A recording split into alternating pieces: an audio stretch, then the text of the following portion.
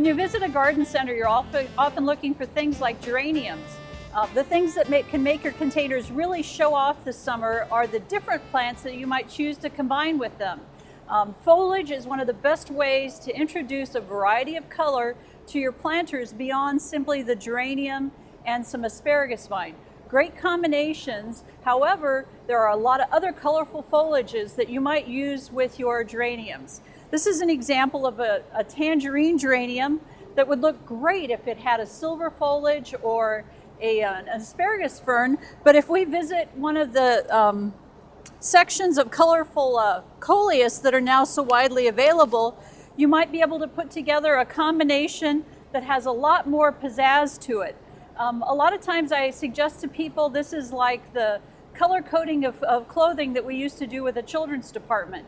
You look to the general nature of the color of the flower and look for something that relates from that color to the foliage. So an example of this tangerine geranium, I go to the Glennis coleus and put that up close to it, and you see there's a suggestion of the orange in the color of the coleus foliage. So that helps me know that I've made a good choice. Now I can take that further and pick up on not only the orange, but some of the chartreuse colors, like I would be getting with the licorice plant, particularly the lemon licorice plant, and use that to spill over the edge of the pot.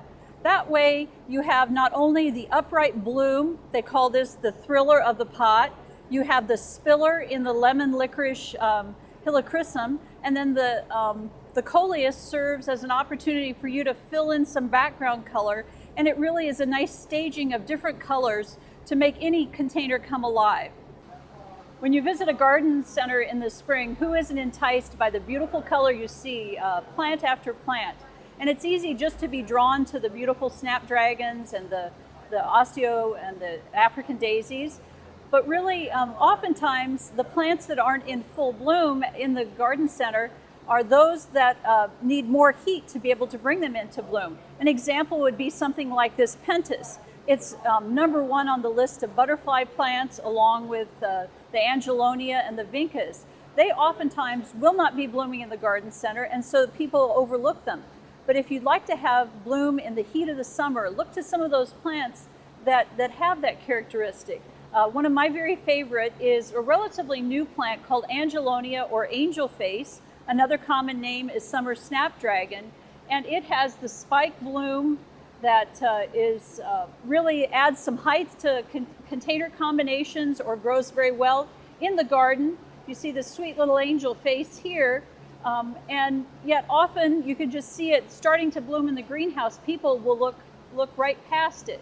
So be sure to look for those things that might be able to provide color in the heat of the summer, and those would be things like angelonia, pentas, and another favorite is the vinca. The little, not the ground cover vinca that's in a shade garden plant, but rather the annual vinca that will grow in just about any environment, full sun or part shade. So it's a good solution for summer heat gardens. There's always lots of new choices in the garden center for annuals to be trying. Things like zinnias and marigolds don't have to just be the old-fashioned favorites. Here's a couple of examples of a new twist. The vanilla marigold is a white, creamy marigold that grows to be generally under 18 inches in height, but a great new color for us in the marigold world. The other thing that I like to grow is the Zowie marigold. Again, it's one of those things that doesn't necessarily bloom well in the garden center early on, but you're going to have this great splash of color, a little bit taller than many of the zinnias that we see, like the Profusion series, that are great color as well. But it has rusty colors, orange, yellow, and really a vibrant contrast to the shorter plants in your garden. So try using some of those. And let me show you one of my new favorites. This is the first year that we've grown this one. This is called a Terenia. And we think of it mostly as a part shade plant, but I understand it will take lots of sun as well. The important thing to remember when you're pushing it is be sure to water plenty if you're pushing a plant into full sun. Anytime you visit a garden center, please think about trying something new each year. Life's too short to grow geraniums year after year without at least supplementing with a little bit different color.